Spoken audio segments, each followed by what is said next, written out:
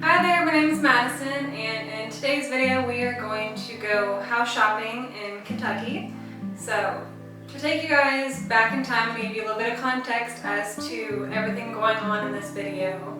At the time of house shopping, it was the start of September or October of 2020 when we first started our house shopping journey. We did not end up purchasing our house until about, I think our final closing date was August of 2021. So obviously, as I'm telling you guys this, yes, this was backdated. We now live in Georgia, so everything that we thought we were doing when we were buying this house, we obviously had no idea that we would then be moving less than 2 years after buying it. But our intention was going forward is that we were going to have this house for probably 5, maybe even 10 years. Ideally, it would be a house that we could grow into with potentially 1 to 2 children in the later future. And we also just were looking for a house that had at least preferably 3 bedrooms and 2 bathrooms, just to make sure we had room to expand. I know that people do it with so much less, and I commend them for that. That's just ideally what we were hoping for. We also wanted a house that had just a bigger backyard. That way, when we expanded our fur family, as we call it, we would have room for hopefully 2 golden retrievers and preferably a little garden on the side as well. And so when we were shopping, that was something that was really important to me and really the both of us, that we had a nice backyard space, not only for our pets, our future kids, but also just for entertaining purposes and for my personal hobbies. And so those were the big things that we were looking for. Our price range was in the $160,000 to $220,000 range, and I don't say that lightly. I know that's a lot of money. It was an astronomical amount of money for us when we were first shopping, given the fact that at the time I think I was 22. And so for us to have saved up this money and to be even in a place to do this was just the biggest blessing, and I don't take that lightly. I know that our circumstances were extremely uncommon, and so for that I will forever be grateful. But what I'm going to do now is I'm going to take you guys through all the houses that we looked at, now that you have just a little bit of context as to what was going on during the time that we were filming this. And so some of these houses, I will say, they were very, very far from ideal. They were fixer-uppers, quite frankly, is what we were looking for. And so pretty much we were looking on the lower end of our budget with the intent of flipping the house over the years that we had it. And so if we were ever to found a house that we were looking for, $220,000 was going to be the absolute max that we were willing to pay for a home. And should that have been the case, it should have been just dreamiest house, most perfect house, very little work that needed done, just mostly aesthetic things, opposed to possibly structural changes that we wanted in the house. But as you will see in the second part of this video coming here soon, I will take you guys through the house that we eventually bought. I won't tell you guys at the time. I want you guys to guess on that video which one you think it is. I will say the video that you're watching right now contains, I think, 2 houses that we put offers in on and we lost. But the next video does contain the house that we did end up buying when we lived in Kentucky. So, hope you guys enjoy, and I will catch you guys here in the next couple clips. Bye. Okay, so this first house that you are seeing was very heavily paneled with cherry wood. It was a 2-bed, 1-bath house with a sub-basement sort of setup, kind of a little bit more than a crawl space, but nothing more than a laundry room type of thing. And as you can tell, I think it was around 1,400 square feet, and it was actually well over our budget at $245,000. However, this was because it was honestly about 15 minutes from downtown, which was really close to potential working locations for me. It was only 10 minutes from my family, and I think about maybe 10 to 12 minutes from his. So it was super well located for us and what we were looking for. However, the price range itself and quite frankly the space just wasn't gonna be something that we were gonna be able to grow into long term.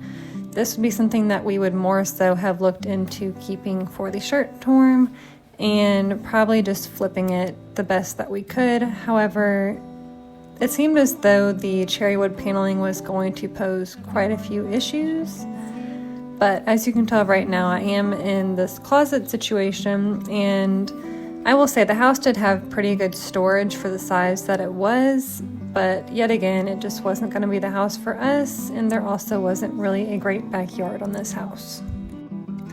Alright, house number 2. This one was located in J-Town here in Louisville, and it is what I have lovingly nicknamed the Hot Mess Express, in that it had lime green and just green walls, in addition to this tiny kitchen that just, without completely structurally changing the house, there was no way to improve on the setup of the kitchen, which is pretty much the heart of the home in my opinion. There was also just some plumbing issues, if I remember correctly, and for a house that was already getting close to the top of our budget at about $215,000 or so, it just wasn't going to work out the best for us. There was also only 2 bedrooms and 1 bathroom, in addition to the fact that it just needed pretty much a complete overhaul, it seemed. So that's pretty much the end of this house. The house actually also had a basement that our realtor wouldn't even go into. Alright, we're going rapid fire. This is house number 3. This was another house located in J-Town. And this one was a little bit better. I will say I liked the living room on this house. What you currently just saw was the dining room setup.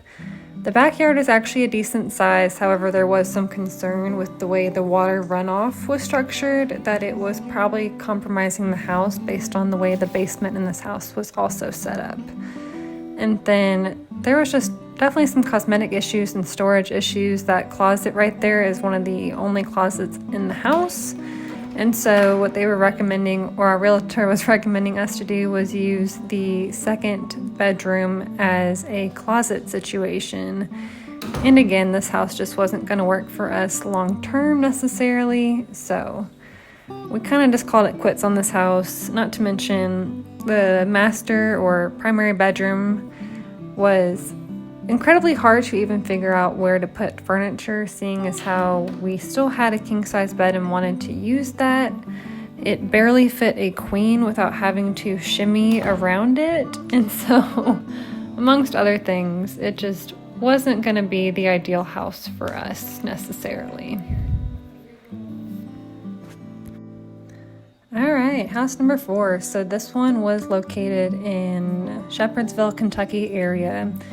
It was one of the bigger houses that we saw. I think it was around $205,000, and it would have been a 3-bed, 1-bath with this odd living room situation that they turned the existing garage into another living room area. Not exactly sure why they did that, but you will see that here in a second. I will say the kitchen was nice that it was on the larger side. However, the functionality of it was quite interesting, and I would want to replace or paint over the wood tones in the countertop at some point, if not replace it, in addition to making all of the flooring in that house uniform. Okay, so these next 2 houses are going to be pretty rapid fire, because the first one that you're seeing just had some structural issues that we just didn't necessarily want to deal with. There were some issues with the chimney, which is something that I personally love to have as a wood-burning fireplace.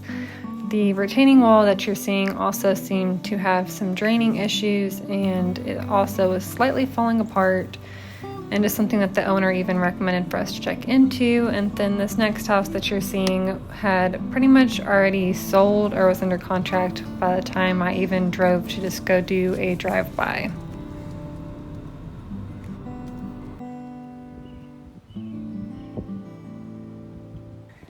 Okay, so this next house is actually one that we were formulating an offer for, and thankfully we just didn't get. It would have been convenient between the work location that we ended up with and family. However, it just wasn't going to be a perfect house necessarily, and I think we were slightly rushing into home buying just to make sure we were avoiding renting, as that would have eaten up into our ability to contribute towards more of a down payment. And so another thing that was contributing to us and our potential dislike of the house was just how small the backyard was. It would have worked and it was nice, but it just wasn't going to be as much as we wanted for our dogs to be able to properly run and throw ball with them. And then once we take you inside the house, I will say it needed a complete paint job as the colors were far from my favorite. I was thankful for the super tall ceilings, but again, I don't really care for the weird picture window into the kitchen area. I would have just preferred if it was a open countertop, but I'm sure part of that was there for structural reasons. And ideally, in a perfect world, I would have loved a dining setup that was separate from the kitchen. That's just personal preference. I love to have people over and to host, and I just want to make sure we can have a whole bunch of people comfortably. I also have just been partial to a formal dining room for most of my life, which I know is strange, that's a dying breed, but it is what I've liked. And so overall, the kitchen was a good size and would have looked into potentially seeing what we could have done structurally to just at least open up the room more.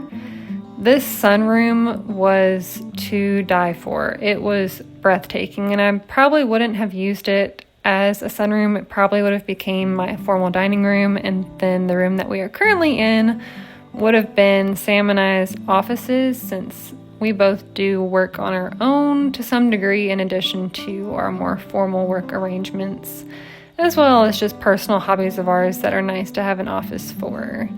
And then as we go down the hall, this is the primary bedroom that had probably one of the nicest closet and bathroom situations that we looked at the whole time. There were many questionable things going on with the carpet and just the smell of the home in general, so more than likely we would have replaced the flooring everywhere. And as you might have noticed in some of the clips of the outside of this home, there were several windows that had either broken panes or broken seals, and just lots of little things here and there that added up into pretty expensive fixes throughout the time that we would have with this house. And then as we go along, there was a nice guest bathroom that was honestly rivaling the size of the master or primary bathroom. I also appreciate that this house did have its own separate laundry room that you will probably see here in a second. And then there was a guest bedroom that may have doubled as Sam's office potentially, but it is nice to be able to have guests over, especially since this house was a little bit farther away from friends and family, and if they wanted to stay the night, I'd be happy to have a place for them.